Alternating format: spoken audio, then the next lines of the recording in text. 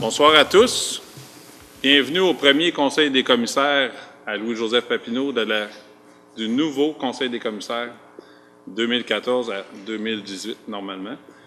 D'entrée de jeu, je vais souhaiter la bienvenue à tous les nouveaux commissaires, à nos directions de service, aux journalistes, à toutes les parties présentes, ainsi qu'aux gens à la maison. Nous allons débuter, dans le fond, d'entrée de jeu, M. Goudreau, avec le premier point qui est l'assermentation des membres du Conseil des commissaires, qui est la première étape au niveau de notre Conseil. À vous la parole, M. Goudreau. Merci, M. Fréchette. Je souhaite la bienvenue à tous ces nouveaux commissaires fraîchement élus.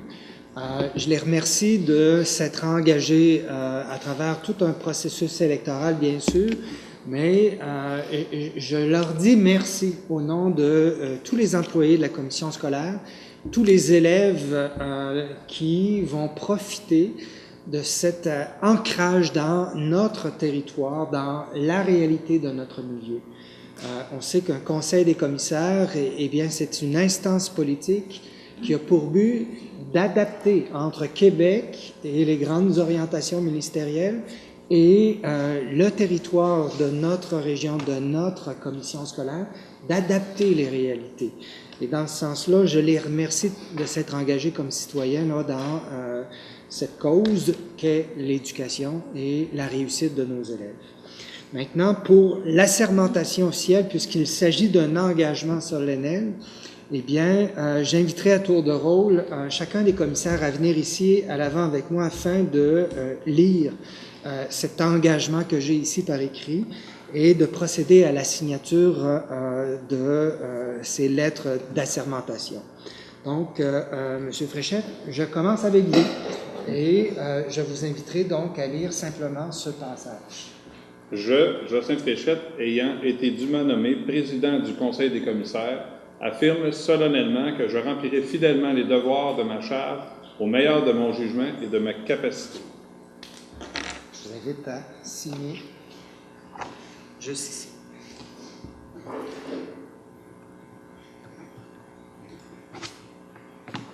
Félicitations, Monsieur le Président.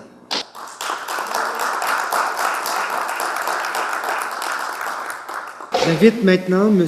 Raymond Ménard à venir ici à l'avant avec moi.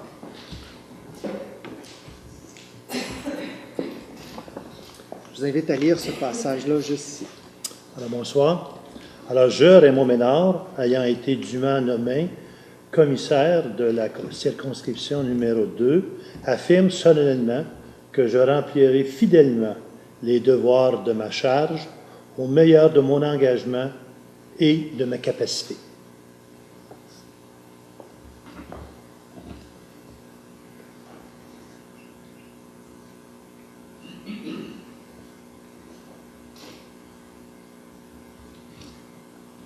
Merci, M. Ménard.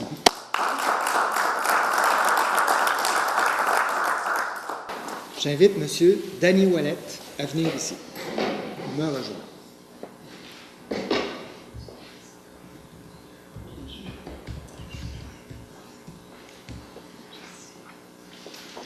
Je, Danny Ouellet, ayant été dûment nommé commissaire de la circonscription 3, affirme solennellement que je remplirai fidèlement les devoirs de ma charge au meilleur de mon jugement et de ma capacité.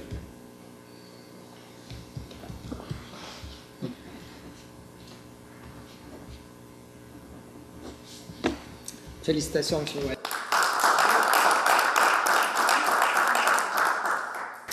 Monsieur Maxime Huppé-Labelle.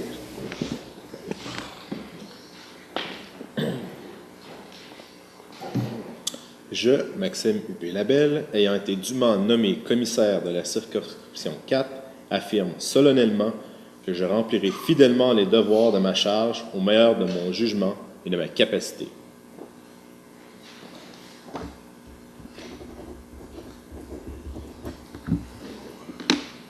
Félicitations. Merci.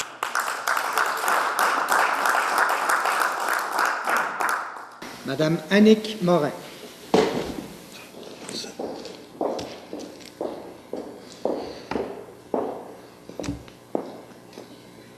Je, Je, Annick Morin, ayant été dûment nommée commissaire de la circonscription 5, affirme solennellement que je remplirai fidèlement les devoirs de ma charge au meilleur de mon jugement et de ma capacité.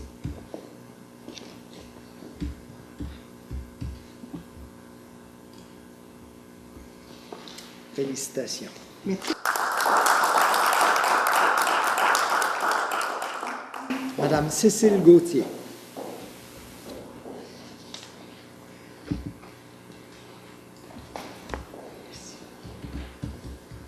Je, Cécile Gauthier, ayant été dûment nommée commissaire de la circonscription numéro 6, affirme solennellement que je remplirai fidèlement les devoirs de ma charge au meilleur de mon jugement et de ma capacité.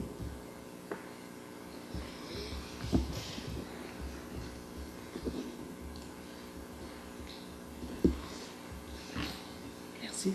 Toutes mes félicitations.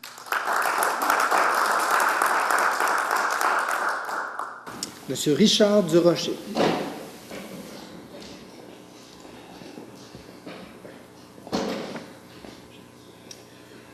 Bonsoir. Je, Richard Durocher, ayant été dûment nommé commissaire de la circonscription numéro 7, affirme solennellement que je remplirai fidèlement les devoirs de ma charge au meilleur de mon jugement et de ma capacité.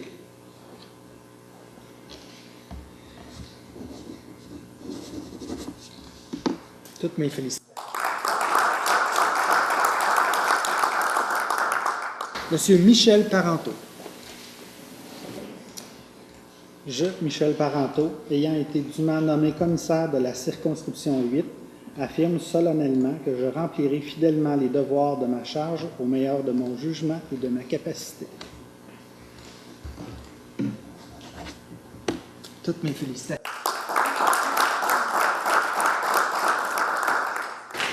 Monsieur Marc-Olivier Bisson.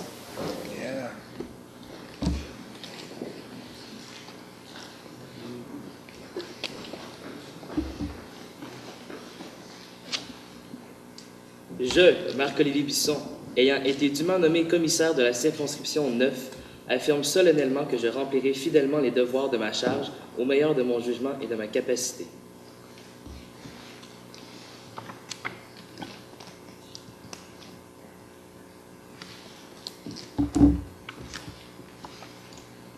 Monsieur Bisson.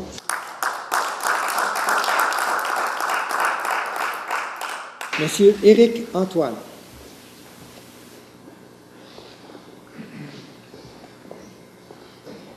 Bonsoir.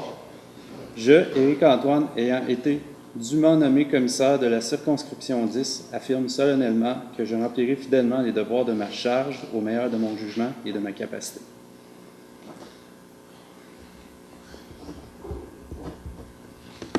Toutes mes félicitations.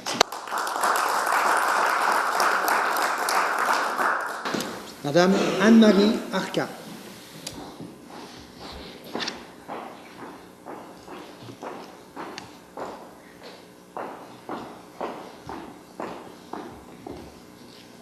Je, Anne-Marie Arcan, ayant été dûment nommée commissaire parent, affirme solennellement que je remplirai fidèlement les devoirs de ma charge au meilleur de mon jugement et de ma capacité.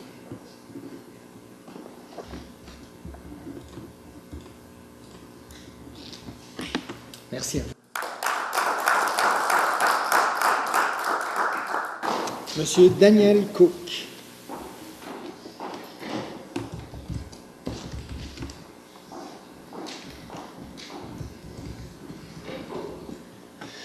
Merci.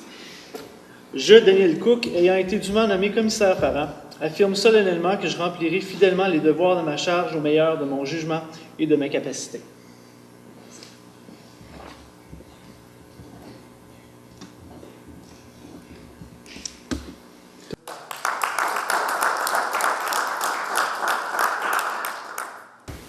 Monsieur Stéphane Mongeon.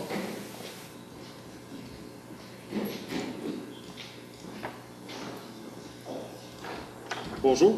Je, Stéphane Mongeon, et ayant été dûment nommé commissaire parent, affirme solennellement que je remplirai fidèlement les devoirs de ma charge au meilleur de mon jugement et de ma capacité.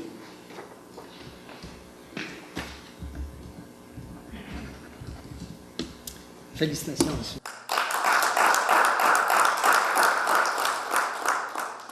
Monsieur Sylvain Tremblay.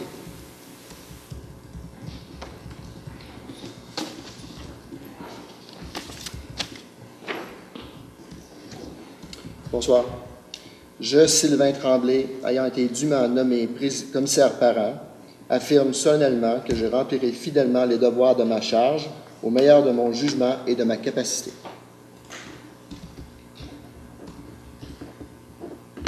Félicitations.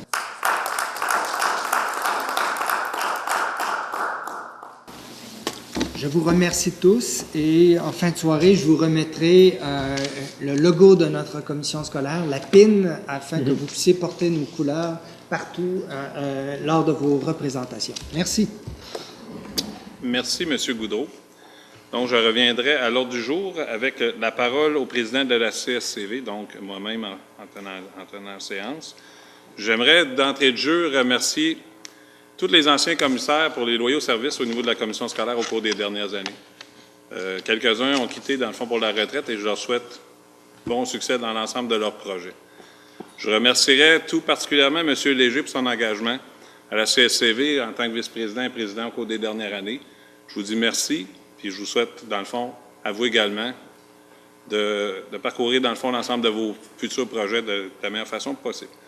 J'offre ma collaboration entière pour assurer la qualité de service sur tout le territoire de la CSCV ce soir à l'ensemble des électeurs et, dans le fond, à l'ensemble des citoyens. Toujours dans le seul but, c'est de mettre l'élève au niveau de nos priorités, au cœur de nos décisions.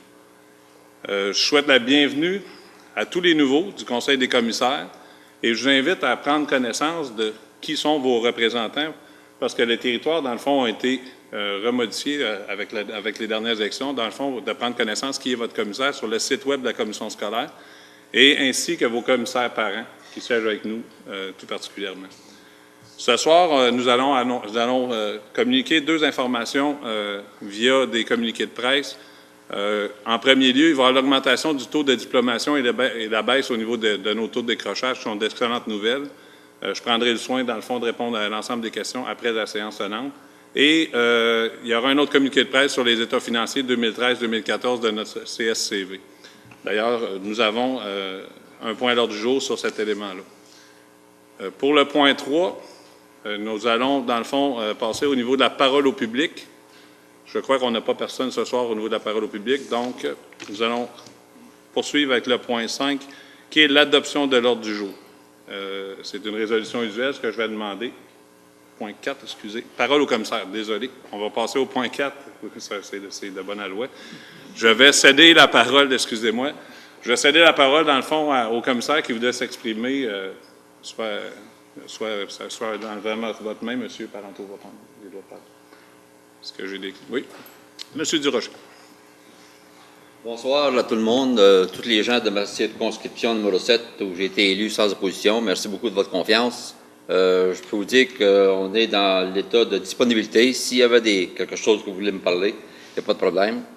Je n'ai pas d'élément d'expérience au niveau de la commission scolaire, mais je n'ai plus mon expérience de devient du transport, puisque j'ai conduit des autobus pendant 13 ans. Merci à tout le monde, puis soyez assurés de ma disponibilité. Merci. Oui, M. Mongeon. Merci, M. le Président. Premièrement, j'aimerais remercier beaucoup les parents qui se sont présentés aux élections, ceux qui se sont déplacés, parents, tous les électeurs qui se sont déplacés, qui ont fait valoir leur droit de voter. C'est un geste symbolique, mais aussi d'une grande importance. Nous en sommes la preuve réunis autour de la table ici ce soir. Également, d'un point de vue plus scolaire, vu la date, quand nous sommes déjà rendus début ou presque mi-novembre, nous avons déjà presque le tiers de l'année scolaire de dérouler. Déjà, le premier bulletin est déjà arrivé ou presque sur le point d'arriver. Concernant les parents et les élèves, il y a seulement 3 bulletins par année scolaire. Il y a déjà le tiers de passé. C'est le temps de se retrousser les manches, de voir où on doit travailler un petit peu plus fort. C'est l'arrivée de l'hiver, il fait un petit peu plus froid, on reste un petit peu plus en dedans. Pourquoi pas ouvrir un petit cahier avec ses enfants, des fois, ça pourrait aider. Merci. Merci, M. Mongeon. Est-ce qu'il y avait d'autres commissaires qui voulaient s'adresser? Oui, M. Ménard. Oui, M. le Président, j'avais 2 points que je voulais souligner ce soir. En premier lieu, mentionner à mes collègues, puis en même temps par le truchement de la télévision soulignait que le 29 octobre, ici même à la cafétéria, s'est tenue la première assemblée générale de la nouvelle coopérative de solidarité de la cafétéria Louis-Joseph Papineau.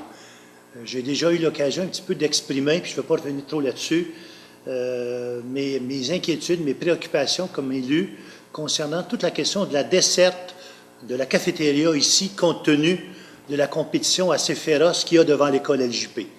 Alors, je voudrais ce soir, vous savez, une assemblée générale, ça ne fait pas courir les foules. On n'était pas nombreux ici, mais j'ai senti avec beaucoup d'émotion le désir très, très fort du personnel, des parents, des étudiants, de prendre à bout de bras et de continuer, je dirais, à bout de bras, à tenir bien en vie leur cafétéria ici. Je pense que ce n'est pas un secret de polichinelle qu'une école de 500 élèves, ça serait aberrant de ne pas avoir de repas chaud, de ne pas avoir de services alimentaires ici. C'est des services qui respectent le guide alimentaire, des services de qualité. Et je voudrais en profiter ce soir, je l'ai dit à l'Assemblée générale, à quel point j'étais reconnaissant au nom de la commission scolaire pour la contribution exceptionnelle que l'ensemble de l'équipe école fournit avec le personnel qui travaille aussi à la cafétéria. Ils tiennent ça à bout de bras. Il y a un paquet de belles initiatives qui tentent de mettre de l'avant, parce qu'il faut se dire que la cafétéria ici a bénéficié d'allocations, de support financier qui n'est pas garanti au fil des années. Donc, il y a un travail qui devra se faire pour assurer la récurrence de la cafétéria. Donc, chapeau à tous ceux qui, de près ou de loin, assurent les bons services alimentaires ici, dans une situation, je le répète, qui n'est pas facile. L'autre élément, rapidement, M. le Président, que je voulais souligner, on a tous reçu la revue de notre fédération, la revue Savoir. Et là-dedans, quand on lit ça, on a cette revue-ci, elle a la particularité de mettre en valeur, pour l'ensemble des commissions scolaires du Québec, des projets d'excellence. C'est quand on lit ça, c'est inspirant, c'est stimulant de voir à travers le Québec, à travers toutes les commissions scolaires, comment il y a des beaux projets qui se démarquent. Et chez nous, en Outaouais, on est là-dedans. On est là-dedans avec le projet concertation des 4 commissions scolaires au niveau de la formation professionnelle. On sait que notre commission scolaire, puis pour les nouveaux, on va sûrement en reparler, il y a une belle synergie qui s'est développée. Les 4 commissions scolaires, on travaille ensemble à assurer une meilleure promotion de la formation professionnelle, puis à assurer aussi une meilleure synergie au niveau de la formation par souvent des échanges de formation qui permet en fait de qualifier nos jeunes et de bien les préparer pour le marché du travail.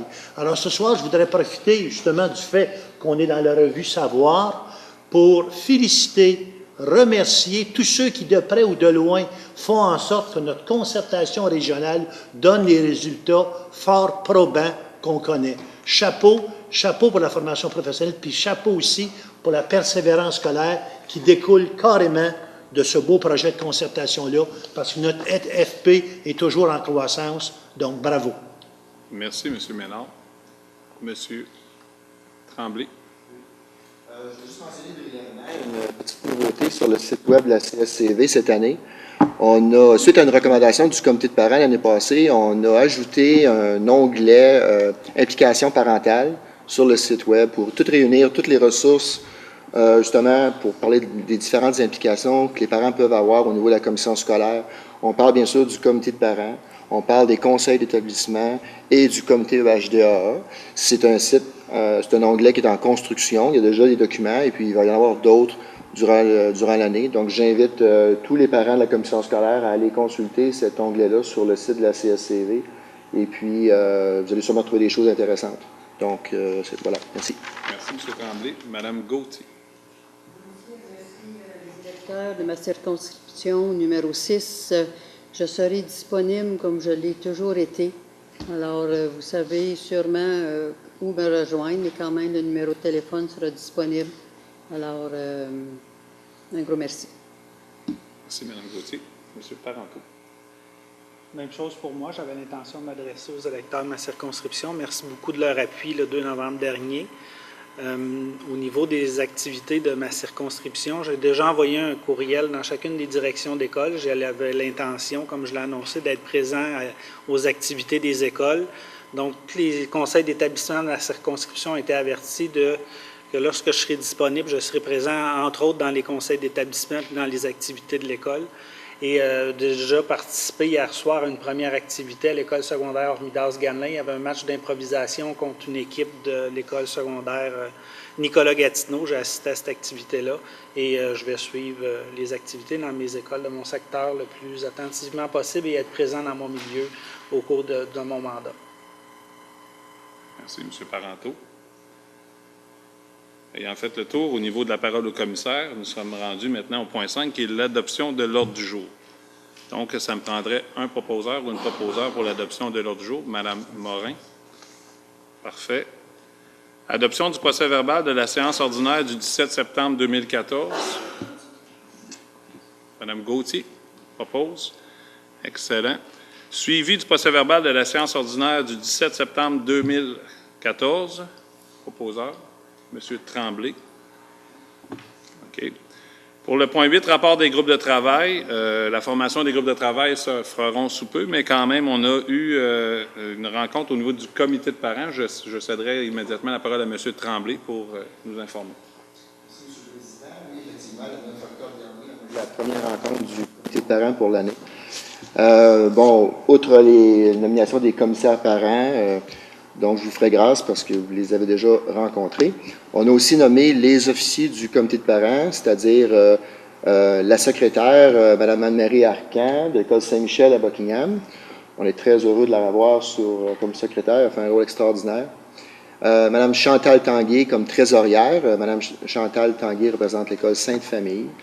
On a aussi Mme Isabelle Hide, de l'école Saint-Michel à Montebello, qui est vice-présidente du comité de parents. Et puis le comité m'a fait l'honneur de m'élire président cette année du comité de parents. Donc, j'apprécie beaucoup et je vais faire tout le monde possible pour avoir un comité de parents très actif et dynamique pour les parents. On a aussi nommé nos deux délégués pour la Fédération des comités de parents. Il s'agit de M. Robin Pilon, de l'école Maria Goretti, et Mme Bernadette Gilbert, qui, elle, représente le comité EHDA sur le comité de parents. Donc, je voulais juste faire remarquer, là, je viens de nommer 6 rôles, et puis on a 6 parents différents pour ces 6 rôles. Et ça, c'est quelque chose qui me fait bien plaisir, de partager, d'avoir plus de gens impliqués sur le comité de parents. Donc, c'était un de nos objectifs, et je suis très content de ça. C'était un comité très chargé qu'on a eu le 9 octobre aussi. On a parlé déjà on a révisé quelques politiques, on avait le point du calendrier scolaire, donc on a révisé, on a suivi les commentaires. On a aussi révisé le règlement relatif à la procédure d'examen et de traitement des plaintes, ainsi que la politique relative à la révision d'une décision touchant un élève, deux politiques qu'on va aussi revoir ce soir. Finalement, je l'ai juste mentionné, la prochaine rencontre, qui est dès demain, ici même à Papineauville. Et puis, on aura l'honneur de recevoir M. Jocelyn Fréchette, président de la CSCV. Merci beaucoup, M. Fréchette, pour la réunion du comité de parents. Merci, M. Tremblay. Il y avait eu, pendant la période électorale, il y a eu un comité de vérification qui a eu lieu le 15 octobre. Je ne sais pas si M. Goudreau voulait, dans le fond, juste... Tout à fait. Excusez simplement là, les commissaires qui étaient présents qui n'ont pas renouvelé leur mandat comme commissaire ou ne sont pas de retour dans le mandat actuel. Mais effectivement, lors de cette séance-là, il y avait présence du vérificateur externe de la commission scolaire qui venait présenter les résultats de son audit. Et confirmer la conformité de l'ensemble de nos états financiers par rapport aux règles usuelles de présentation. Et donc, ce soir, le sujet revient à l'ordre du jour avec la présentation des états financiers proprement dit un peu plus tard ce soir. Fait que je n'irai pas plus loin là, sur cette rencontre. Merci, M. Goudreau. Donc, j'ai...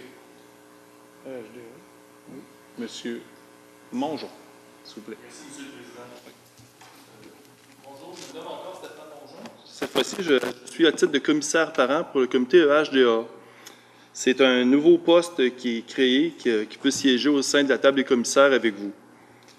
Effectivement, le comité EHDA s'est réuni déjà à 2 reprises. Il est composé de parents d'élèves, de gens du milieu, ainsi que 2 personnes des ressources éducatives. Nous avons procédé à notre première réunion et la nomination de Mme Chantal Tanguay en tant que présidente. lors de et différents décorums de présentation, etc. Lors de notre deuxième réunion, nous avons établi déjà un plan d'action avec des points précis, comme nous faire connaître auprès des parents d'élèves EHDA. Qu'est-ce que EHDA? On nous pose souvent la question. Élèves handicapés, en difficulté d'apprentissage ou d'adaptation. Nous travaillons déjà sur un site Internet pour pouvoir avoir des ressources pour les parents que ça concerne et même tous les gens qui sont touchés de près ou de loin. En terminant, il y a un dynamisme qui se révèle au sein de ce groupe-là. Il y a une synergie, c'est contagieux, c'est agréable. C'est un comité que je suis fier de pouvoir représenter au sein de vous et qui représente approximativement un tiers de notre clientèle étudiante. Donc, je vais vous en parler souvent et c'est au cœur des vallées et de mes préoccupations. Merci. Merci, M. Mongeon. M. Ménard. Président, concernant Québec en forme ou CSCV en action, pour mes collègues nouveaux, je vais quand même être bref, on pourra y revenir sûrement à la session d'orientation, mais vous mentionnez que moi, je représente ici la table des commissaires à ce qu'on appelle Québec en forme, qui est un organisme qui contribue à créer un partenariat, une collaboration, une concertation avec le milieu des jeunes, les maisons de jeunes, le centre de santé, également, il y a les centres de petite enfance, bon. Il y a beaucoup d'organismes et on est en cheminement pour préparer notre plan triennal. Donc, le 5 novembre, on était à Tursault. On a 4 journées de prévues dans ce sens-là pour travailler vraiment à faire un bon portrait de notre situation, un bon portrait des besoins, des réalités qu'on vit, pour davantage les traduire ensuite dans un plan d'action sur 3 ans pour, on l'espère bien, avoir l'opportunité de continuer à avoir du financement.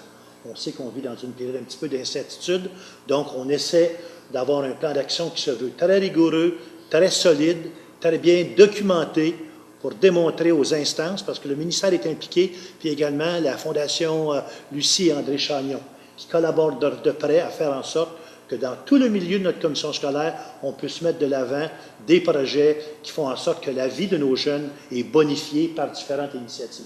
Donc, on pourra seulement y revenir, je ne vais pas dans les détails, mais on peut dire qu'actuellement, il y a une belle synergie, il y a une direction d'école qui est présente, ça je l'apprécie, je l'ai déjà dit à M. Goudreau, même si les directeurs sont bien occupés, il y a une direction qui chemine avec nous autres à chacune de nos rencontres, qui traduit les réalités des jeunes via les écoles. Donc, ça augure bien parce que je trouve qu'il y a une belle collaboration, une belle implication. Merci, M. Ménard. Donc, ayant fait le tour des rapports des groupes de travail, subséquemment, on en aura toujours plus parce qu'il y a beaucoup d'implications de l'ensemble de nos commissaires sur différents groupes de travail. Je procéderai dans le fond au point 9, qui est la vice-présidence du Conseil des commissaires. En nomination, je vais céder la parole à M. Bellavance, s'il vous plaît, à la lecture. Attendu les termes de l'article 155 de la loi sur l'instruction publique, qui prévoit que le Conseil des commissaires nomme parmi ses membres le vice-président de la commission scolaire, attendu la procédure d'élection tenue par les membres du Conseil des commissaires lors du comité de travail du 10 novembre 2014, il est proposé que M. le commissaire Michel Parenteau soit nommé vice-président du Conseil des commissaires pour le présent mandat. M. Ménard propose. Quelqu'un demande le vote? Adopté à l'unanimité.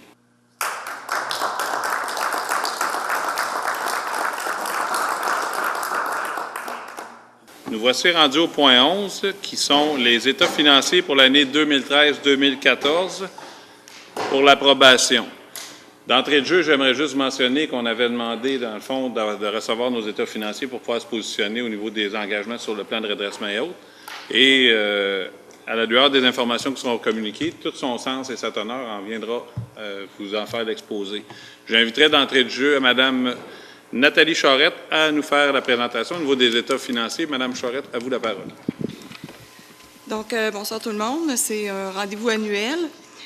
Je vous inviterai, messieurs, mesdames les commissaires, à prendre le fichier qui s'appelle « État financier » pour faire une brève présentation de notre état financier qui a été approuvé par la firme, qui a été vérifié par la firme Deloitte.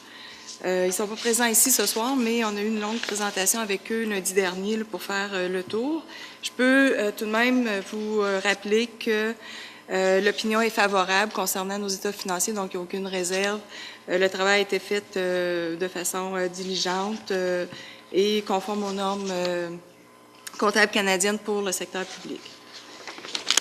Au niveau de notre bilan, nous avons des actifs financiers, donc encaisse, subventions de fonctionnement, subventions de financement à recevoir, les taxes et d'autres comptes à recevoir pour un total de 29,5 millions.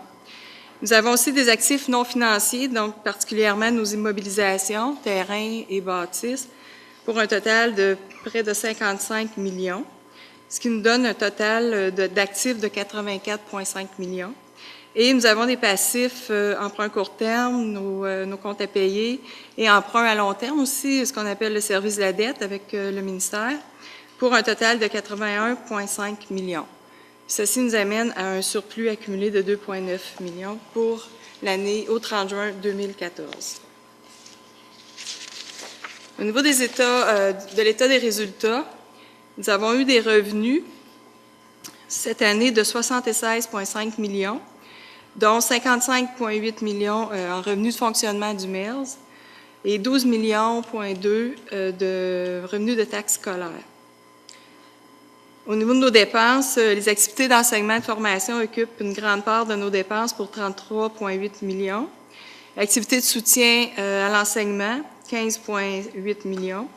Services d'appoint, sous-entendre services de garde et transports scolaires particulièrement, 8,5 millions. Les activités administratives pour 3,7 millions. Activités relatives aux biens meubles et immeubles, 8,3 millions. Et activités connexes, 5,6 millions pour un total de 75,8 millions. Ce qui nous laisse un surplus de l'exercice d'un total de 776 310 $. Pour ce qui est de la suite des états financiers, les notes, je vous en fais grâce, on les a regardées dans le détail lundi dernier et je pense que pour l'instant, il n'y aurait pas d'informations suffisantes à accorder à ces notes-là. Ils sont toujours disponibles. De toute façon, c'est une information qui est publique. Je vous amènerai maintenant au document qui s'appelle « Analyse des écarts ». Donc, comme je vous le disais, la commission scolaire a réalisé un résultat de l'exercice, un surplus de 776 310 $. Nous avions, au 30 juin 2013, pour commencer l'année, un surplus de 2,1 millions, ce qui nous amène à un surplus de 2,9 millions. Par contre, vous le savez, les commissaires qui sont avec nous depuis plusieurs années, le ministère, dans le cadre de sa réforme de la comptabilité, a réservé certains montants qui font partie de nos surplus, mais qui ne sont pas disponibles. Donc, on a pour 1,3 million de valeur nette comptable de nos terrains non disponibles et aussi des subventions à recevoir pour le financement d'1,7 million qui est aussi non disponible. Ceci donne un total de 3,1 millions. Donc, nous sommes toujours en déficit cumulé au 30 juin 2014, mais de 158 252 $. Au niveau de nos résultats, plus particulièrement, lors de la préparation du budget initial en avril 2013, nous avions prévu un déficit de 808 878 $. Au moment de la révision budgétaire, nous avions toujours un déficit prévu de 750 844 $. Nous avons réalisé dans l'année un surplus de 776 000, ce qui nous amène un écart d'1,5 million. Les explications concernant cet écart important, on le reconnaît, on a réalisé environ 500 000 $ de surplus dans nos établissements. Donc, chaque établissement a un budget décentralisé qu'il gère. Les établissements primaires, secondaires, ce sont particulièrement les dépenses en service direct aux élèves. Et aux adultes, en formation professionnelle, il y a aussi les services directs aux élèves, mais ils ont aussi dans leur budget les salaires des enseignants. Donc, dans nos établissements primaires secondaires, les surplus sont surtout des sommes rattachées aux conventions collectives, des sommes non dépensées, mais qui seront reportées à l'année 14-15 dans le cadre aussi d'obligations reliées aux conventions collectives. Pour ce qui est du surplus en formation générale des adultes, qui est environ 288 000, c'est un surplus qui est dû à une gestion beaucoup plus serrée de différents types de dépenses qui nous amène cette agréable surprise. Au niveau Des subventions du MERS, des subventions de fonctionnement, nous avons aussi un écart d'environ 150 000 dû aux variations de clientèle et aux variations de financement de nos immobilisations. Nous avons environ 1 autre million d'écarts qui se retrouvent dans nos dépenses, des écarts budgétaires finalement. Donc, au niveau de la masse salariale des enseignants, qui est de l'ordre de 28,5 millions, l'écart est de 259 000 Dans la suppléance, pour nous, c'est un écart positif intéressant de 129 000 sur un budget de 1,1 million. Au niveau de la masse salariale des ressources d'accompagnement, ici, je parle de techniciens en éducation spécialisée et préposés aux handicapés particulièrement. Nous avons un déficit de 104 000 sur un budget de 2,5 millions. Mais pour nous, c'est quand même encourageant de voir ce chiffre-là parce qu'on sait que c'est souvent un endroit où est-ce qu'on doit ajouter beaucoup de ressources en cours d'année. Et cette année-là, en 2013-2014, c'était un budget qui a été géré de façon extrêmement serrée et nous arrivons avec un déficit vraiment peu important. Au niveau de la masse salariale des autres personnels, il y a un surplus important qui s'est dégagé de 190 000 Ce surplus-là est surtout dû à du non-remplacement en lien avec des congés de maladie ou des personnes qui ont pris des congés sans solde ou des postes qui sont demeurés vacants en cours d'année.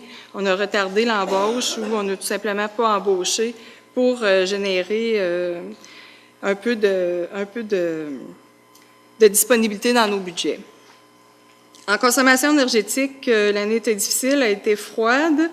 Nous avons un déficit de 108 000 Entretien, réparation, sécurité, nous avons dégagé un léger surplus de 38 000 En entretien ménager, un déficit de 19 000 Dans les surplus, dans les revenus et les dépenses des services, nous avons aussi dégagé une somme importante de 298 000 Et en transport scolaire, nous avons dégagé un surplus de 49 000 Pour ce qui est des dépenses et des revenus des services, je peux résumer ça ainsi. En déplacement, nous avons fait des économies d'environ 45 000 En achat d'ordinateurs et autres matériels pédagogiques, nous avons économisé environ 45 000 également. Les frais rattachés à la gestion du Conseil des commissaires et des comités de parents, leur budget de fonctionnement comme tel, il y a eu des économies de 14 000 En reprographie, une trentaine de mille. Avis public, publicité, communication, etc., nous avons économisé 40 000 Et en administration de la taxe scolaire, nous avons eu des revenus supplémentaires provenant particulièrement des notaires d'environ 34 000 Donc, vous avez ici, avec ce résumé, les explications sommaires de l'ensemble des écarts dus aux résultats positifs que nous avons enregistrés en date du 30 juin 2014. Merci, Mme Charette. Si vous me permettez, dans le fond, si on regarde ça en résumé, anciennement, la CSCV avait fait des choix auparavant de protéger l'ensemble des services à la clientèle vulnérable en choisissant délibérément de faire des budgets déficitaires. Mais pour faire une image claire, on a choisi de payer avec la carte de crédit pour offrir ces services-là, puis ce surplus-là d'opération, bien, ça va nous permettre, dans le fond, de rembourser cette dette-là. On n'est pas sorti complètement de notre dette, on l'entend, il y a encore quand même un manque à gagner, puis on a un plan de redressement. Puis on va avoir des choix difficiles encore qui se pointent à l'horizon. D'ailleurs, le plan de redressement va être à mettre en place pour la révision, avec la révision budgétaire également, qui vont être soumis au Conseil des commissaires en janvier prochain. Fait que ça, c'est sûr que ça s'annonce, dans le fond, une tâche ardue, mais je suis confiant ensemble, avec les administrateurs chevronnés qu'on a, nos services, l'ensemble du personnel qui a travaillé dans un contexte d'austérité à se serrer la ceinture, que je remercie infiniment.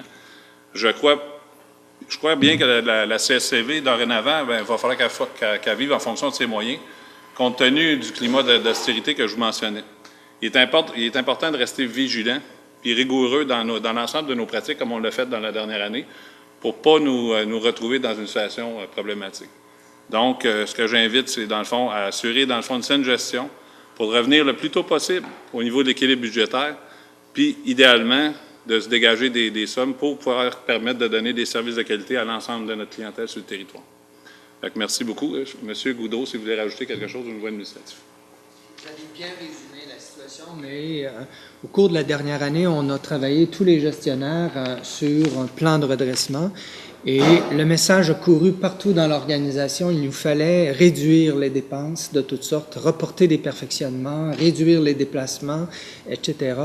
Bref, tout le monde a mis l'épaule à la roue afin de réaliser des petites économies dans l'ensemble des services et des établissements afin de rétablir cet équilibre-là. On ne voulait pas pelleter aux générations futures un déficit et on cherchait à protéger ces services essentiels aux clientèles en difficulté.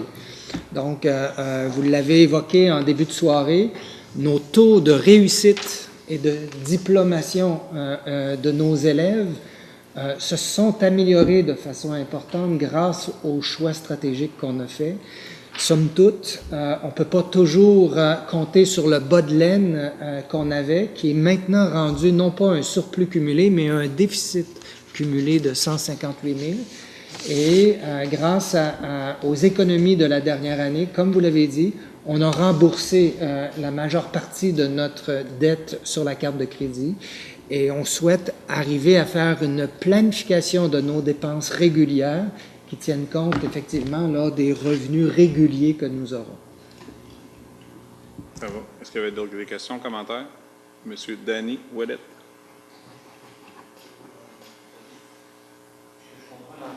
Dans les mesures qui ont été coupées, il n'y a rien de récurrent, si ce n'est la gestion salariale que vous avez. C'est évident qu'on n'a pas complété la révision budgétaire et c'est évident que ces écarts-là, on les regarde de près pour voir s'il y a moyen de réduire certaines provisions dans le cadre de la révision budgétaire, mais il n'y a pas vraiment eu d'économies récurrentes là, qui se sont dégagées. OK. Qu'est-ce qui explique qu'en juillet, on avait ça comme chiffre de 800 000, puis qu'aujourd'hui, parce que les années précédentes, ça n'avait jamais retardé si loin que ça pour avoir les chiffres là, plus à jour. Je l'ai vu, je veux savoir. C'est à cause que le dépôt des règles budgétaires ont été vraiment, qui ont traîné du gouvernement? Bien, il y a un peu de tout ça. Effectivement, ça fait 2 ans qu'on reçoit nos règles budgétaires extrêmement tard. En 2000, pour préparer le budget 2013-2014, le gouvernement québécois était au pouvoir et a déposé un budget au mois de novembre, mais malgré ça, nous, on a reçu nos règles budgétaires seulement qu'au mois de juin. Donc, après que tous nos plans d'effectifs, toutes nos prévisions de dépenses, tous nos contrats aient été donnés. La même chose pour préparer le budget 14-15, pour lequel on s'apprête à faire une révision budgétaire. C'était la même chose. On a reçu nos règles budgétaires au mois de juin. Les règles budgétaires définitives au mois de juillet. On a adopté le budget, je dirais pratiquement en catastrophe au mois de juillet pour être capable de taxer nos citoyens à temps, pour diminuer nos charges d'intérêt et tout ça. Okay. Donc, effectivement, on ne peut pas dire que le gouvernement nous aide actuellement par rapport au délai là, auquel on est confronté. Merci. Ça va? D'autres questions? Commentaires? Monsieur Ménard. Je vais faire du pouce un peu sur ce que vous avez dit, M. le Président, puis également sur ce que M. Boudreau mentionnait, puis prendre juste un simple exemple, le dossier de la suppléance, où on a fait des économies majeures, et M. Boudreau parlait qu'on a maintenu des bons services, et je pense qu'on a là un bel exemple. Notre monde est resté à l'école, notre monde a continué à être présent, parce qu'on sait qu'il n'y a rien de mieux pour donner une qualité d'enseignement que l'enseignant régulier. Alors, tout en serrant la ceinture, tout en collaborant de près, je pense qu'on a là une belle illustration, un bel exemple, comme quoi toutes les écoles se sont passées le mot pour réduire de façon substantielle la suppléance, et ce, en garantissant des services d'enseignement avec les profs réguliers. Donc, on a fait d'une pierre deux coups. On pourrait prendre beaucoup d'autres exemples, mais je voulais prendre celui-là parce que celui-là, il me frappe compte tenu de nos expériences antécédentes. Vous avez entièrement raison, M. Ménard. Donc, y avait-il d'autres questions, commentaires? Je vais, dans le fond, céder la parole à M. Bellavance à la lecture, s'il vous plaît. Entendu les termes des articles 286 et 287 de la Loi sur l'instruction publique, attendu la présentation des états financiers 2013-2014 faite par la firme comptable Deloitte lors de la rencontre du comité de vérification du 15 octobre 2014, ainsi que lors du comité de travail du 10 novembre 2014, attendu la recommandation de la directrice du service des ressources matérielles, financières et du transport scolaire et l'approbation du directeur général, il est proposé que les états financiers de la commission scolaire au Cœur des Vallées pour l'exercice financier 2013-2014 terminé le 30 juin 2014 soit accepté tel que présenté par les comptables professionnels accrédités Deloitte. J'aurais besoin d'un proposeur ou d'une proposeure. Monsieur Éric-Antoine. Quelqu'un demande le vote. Adopté à l'unanimité. Donc, on passe au point 12, règlement relatif à la procédure d'examen et de traitement des plaintes formulées par les élèves ou leurs parents. Projet de règlement. Monsieur Bellavance à la lecture.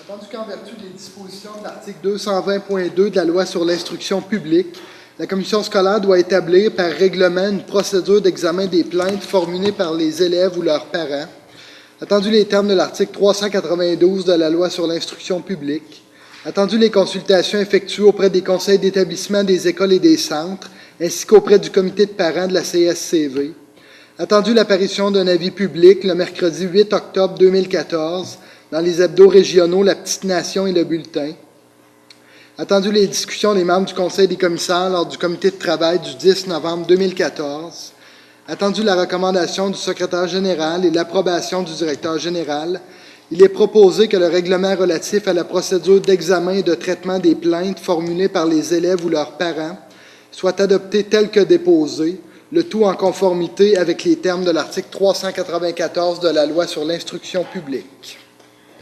J'ai M. Tremblay, proposeur. Quelqu'un demande le vote.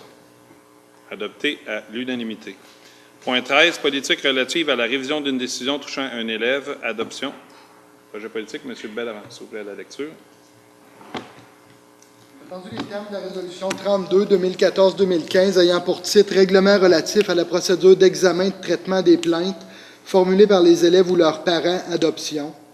Attendu que le dit règlement comprenne une démarche de gestion des plaintes où, notamment, l'élève ou les parents peuvent formuler une demande de révision de décision auprès du Conseil des commissaires, le tout conformément aux articles 9 à 12 de la Loi sur l'instruction publique. Attendu les termes de l'article 11 de ladite loi, qui prévoit que le Conseil des commissaires peut mandater un comité afin d'examiner une demande de révision de décision. Attendu l'accord de principe formulé par le Conseil des commissaires lors du comité de travail du 10 septembre 2014 quant au projet de politique relative à la révision d'une décision touchant un élève. Attendu les consultations effectuées auprès des conseils d'établissement des écoles et des centres, du comité de parents ainsi qu'auprès du comité consultatif de gestion. Attendu les discussions des membres du Conseil des commissaires lors du comité de travail du 10 novembre 2014. Attendu la recommandation du secrétaire général et l'approbation du directeur général, il est proposé que la politique relative à la révision d'une décision touchant un élève soit adoptée telle que déposée. Proposeur. M. Marc-Olivier Bisson. Quelqu'un demande le vote? Adopté à l'unanimité. Point 14. Comité de révision institué en vertu de la politique relative à la révision d'une décision touchant un élève en application des articles 9 à 12 de la Loi sur l'instruction publique. Nomination des membres. M. Bellavance à la lecture. Attendu les termes de la résolution 33-2014-2015 ayant pour titre politique relative à la révision d'une décision touchant un élève, adoption. Attendu que l'article 6.1 de la dite politique prévoit que le Conseil des commissaires désigne, pour une période de 2 ans, les 5 membres votants ainsi que les 3 substituts qui siègent au comité de révision. Attendu les discussions des membres du Conseil des commissaires lors du comité de travail du 10 novembre 2014, il est proposé que les quatre commissaires membres du comité soient Mme Annick Morin ainsi que Messieurs Marc-Olivier Bisson, Michel Parenteau et Jocelyn Fréchette, que les 2 substituts aux commissaires membres soient dans l'ordre Mme Cécile Gauthier et M. Danny Ouellette, que la commissaire parent membre du comité soit Mme Anne-Marie Arcan, que le substitut de la commissaire parent soit M. Stéphane Mongeon et que la présidence du comité de révision soit assumée par M. Michel Parenteau. Proposeur.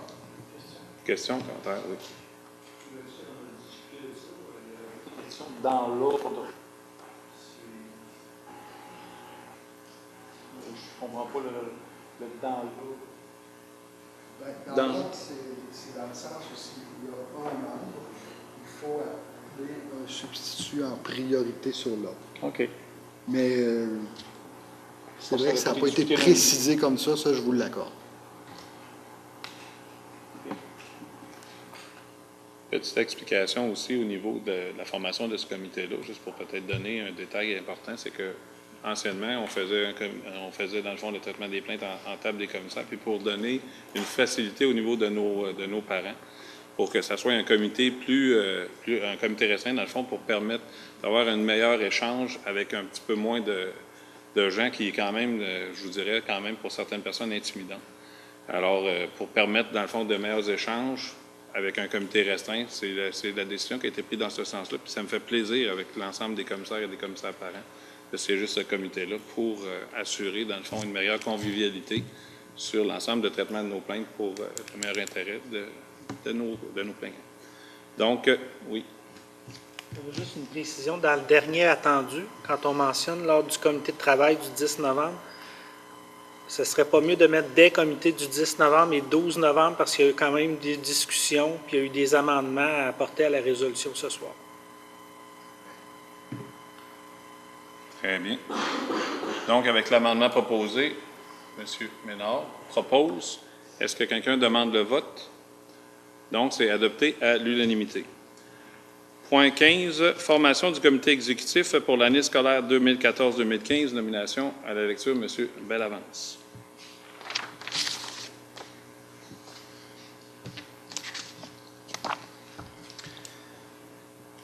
Attendu les termes de l'article 179 de la Loi sur l'instruction publique, attendu les discussions du Conseil des commissaires lors des comités de travail du 10 et du 12 novembre 2014, il est proposé que le comité exécutif soit formé de 8 membres ayant le droit de vote ainsi que d'un commissaire par an, que les personnes suivantes soient membres du comité exécutif pour la période du 12 novembre 2014 jusqu'à la première séance du mois de novembre 2015. M. Jocelyn Fréchette, M. Richard Durocher, M. Éric Antoine, M. Danny Ouellette, Mme Cécile Gauthier, M. Raymond Ménard, Mme Annick Morin, M. Michel Parenteau, M. Stéphane Mongeon, et que la présente résolution remplace toute autre résolution antérieurement adoptée aux mêmes fins. M. Bellavance, question de fond d'amendement. On a un remplacement de M. Danny Ouellette par M. Maxime Huppé, si je me souviens bien. Vous avez raison, c'est que je pense que j'ai donné la copie que j'ai modifiée tantôt à quelqu'un d'autre. Nul n'est tenu à la perfection, donc je vous remercie quand même. Donc, sur cet amendement-là, est-ce que quelqu'un propose, M. Marc-Olivier Bisson, quelqu'un demande le vote, donc adopté à l'unanimité. Donc, point 17, rapport quant au pouvoir délégué du Conseil des commissaires et du comité exécutif au directeur général pendant la période électorale. Pour acceptation, le rapport du directeur général, M. Goudreau. Point 16. Oh, désolé, on revient. Je vous avais dit que nous l'étions tenus à la perfection. Rémunération des membres du Conseil des commissaires. Tableau des rémunérations. Attendu les termes de l'article 175 de la Loi sur l'instruction publique qui prévoit que le Conseil des commissaires détermine la rémunération à laquelle ses membres ont droit en fonction d'un montant annuel maximal déterminé par le gouvernement du Québec.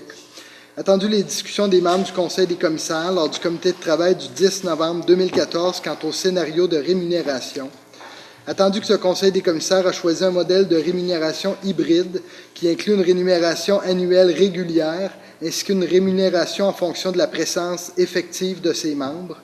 Il est proposé que la somme globale prévue pour la rémunération des commissaires, 142 697 $, soit répartie conformément au document répartition de la rémunération des commissaires pour l'année scolaire 2014-2015 et ce, à compter du 7 novembre 2014. Posé M. Durocher. Questions, commentaires? Simplement vous informer que la Commission scolaire au Cœur-des-Vallées a adopté ce modèle-là pour faciliter et favoriser la participation de l'ensemble des commissaires sur les comités de travail, les conseils des commissaires. Et c'est un modèle, dans le fond, qui n'est pas partagé par l'ensemble des autres commissions scolaires, mais on est fiers, dans le fond, d'adopter ce modèle-là parce qu'on a un beau taux de participation et c'est favorable au niveau des décisions. Donc, je demanderai un proposeur ou une proposeure, s'il vous plaît. Mme Gauthier. Monsieur Durocher, c'est vrai, c'est déjà fait. Est-ce que quelqu'un demande le vote? Non? OK. Donc, adopté à l'unanimité. Merci beaucoup. Nous revenons au point 17, rapport quant au pouvoir délégué du Conseil des commissaires et du comité exécutif au directeur général pendant la période électorale. À l'acceptation, M. Goudreau, s'il vous plaît. Effectivement, là, comme il avait été convenu le 28, en fait, lors de la dernière séance officielle du Conseil des commissaires avant la période électorale, un peu comme durant la période estivale, le directeur général devait pouvoir prendre des décisions qui s'imposaient durant cette période où le Conseil ne siégeait pas. 3 décisions ont été prises par moi au nom du Conseil. Dans un premier temps, il s'agissait de la modification de l'acte d'établissement de l'école Sainte-Famille aux Trois-Chemins et également du centre La Cité.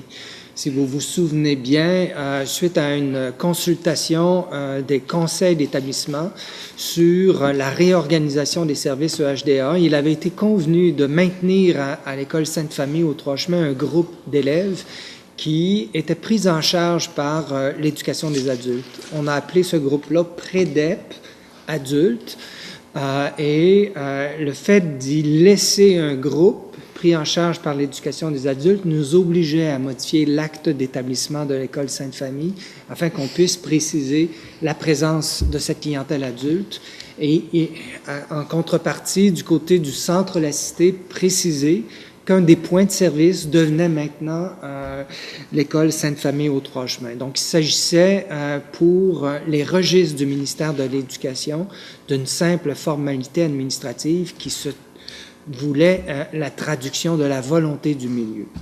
Une deuxième décision découlait d'un protocole d'entente avec le ministère de l'Éducation quant à une subvention octroyée à notre commission scolaire que le Conseil m'avait autorisé à signer avec le MELS quant à un projet de recherche sur les mathématiques au primaire. Et l'Université du Québec en Outaouais, l'UQO, était partenaire de ce projet-là. Et l'avancement des travaux, l'annonce de cette subvention a amené l'UQO à demander un protocole d'entente pour encadrer leur rôle et responsabilité dans le cadre de ce projet de recherche. Protocole qui obligeait encore là une signature au nom de la commission scolaire. Donc, dans l'esprit du projet de recherche déjà autorisé par le Conseil des commissaires, j'ai procédé à cette signature avec l'UQO pour éviter les délais supplémentaires dans la mise en place de cette recherche.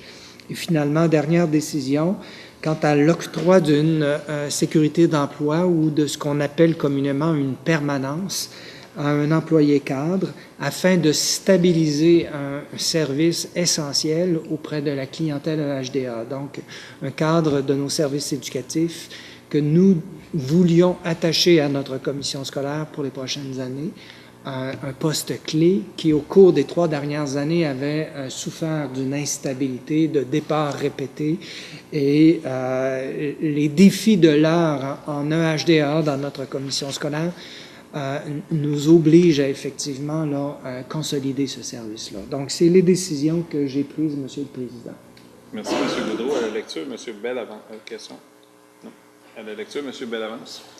Attendu les termes de la résolution 25-2014-2015 ayant pour titre « Mandat de gestion au directeur général pour la période électorale », attendu le rapport produit par le directeur général quant aux décisions prises par celui-ci au cours de la récente période électorale, attendu les discussions des membres du Conseil des commissaires lors du comité de travail du 10 novembre 2014, il est proposé que le rapport du directeur général pour la période électorale 2014 soit accepté tel que rédigé. Questions, commentaires au proposeur? M. Mongeon. Quelqu'un demande le vote? Adopté à l'unanimité. Point 18. Signataire des effets bancaires. Une formalité, M. Bellavance. Attendu que les chèques et effets bancaires requièrent 2 signatures, le tout conformément aux usages en vigueur, il est proposé que les chèques et les effets bancaires émis par la commission scolaire au Cœur des Vallées soient signés par le président du Conseil des commissaires et le directeur général. Mme Gauthier propose. Questions, commentaires? Adopté à l'unanimité. Point 19. Appui à la conférence régionale des élus d'Outaouais. La lecture, M. Bellavance.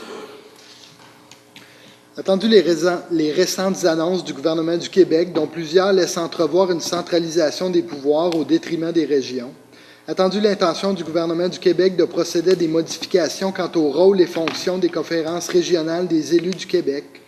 Attendu la lettre signée par la présidente et le directeur général de la conférence régionale des élus de l'Outaouais, datée du 3 novembre 2014.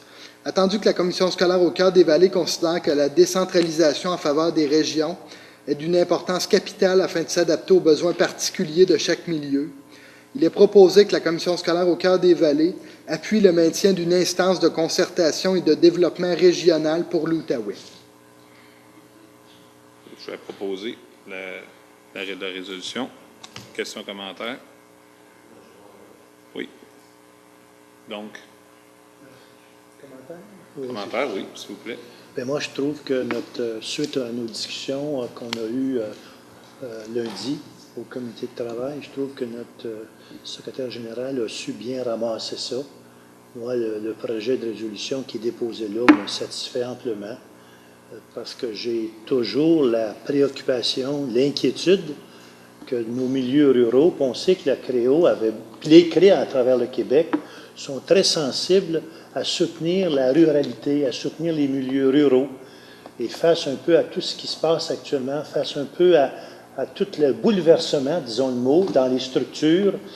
Je pense qu'il faut être solidaire et c'est un peu un message de solidarité qui nous est appelé à fournir ce soir pour faire en sorte qu'au niveau de notre région, on sait que notre commission scolaire est formée d'un milieu urbain, de milieux ruraux, et nos milieux ruraux ont besoin de support, ont besoin d'aide énormément pour continuer à se développer. Donc, je trouve qu'il y a là un message de cohérence et d'appui auquel j'adhère amplement. Parfait. D'autres questions, d'autres commentaires? J'ai une demande de vote. Quels sont ceux qui sont en faveur de la résolution telle qu'elle est proposée? 1, 2, 3, 4, 5, 6, 7, 8. J'ai 9 pour, Monsieur le Président. Quels sont ceux qui sont contre? J'ai 1 contre. Donc, adopté à la majorité. Merci. Nous sommes rendus au point 20. Pas très bien. Questions relatives à la séance. Monsieur Tremblay. J'ai oublié de mentionner. Est-ce que vous me permettez de le mentionner? Oui. J'ai oublié une nomination faite par le comité de parents, c'est-à-dire l'élection de mon collègue, M. Daniel Cook, au comité consultatif des transports. Merci, M. Tremblay. D'autres points, d'autres questions relatives à la séance? Moi, j'ai été a fait son rapport au niveau du comité de parents. J'ai fort apprécié, ça me donne un enthousiasme, ça me renouvelle un petit peu dans mon enthousiasme de sentir, tantôt vous avez mentionné qu'il y avait au moins 6 parents qui avaient accepté des engagements, des contributions un peu particulières. Et je trouve que c'est un beau message, c'est encourageant, parce que la présence du comité de parents, c'est un acteur important pour faire en sorte qu'il y ait un bon lien avec chacune des écoles. Donc, moi, j'accueille ça très favorablement. Je suis heureux d'entendre ça, puis j'espère que ce dynamisme-là que vous avez observé à la première réunion va se continuer tout au cours de l'année. Chapeau à tous les parents qui s'impliquent. Merci. En terminant, j'aimerais, dans le fond, vous remercier, l'ensemble des commissaires, pour votre participation. C'était notre première ce soir.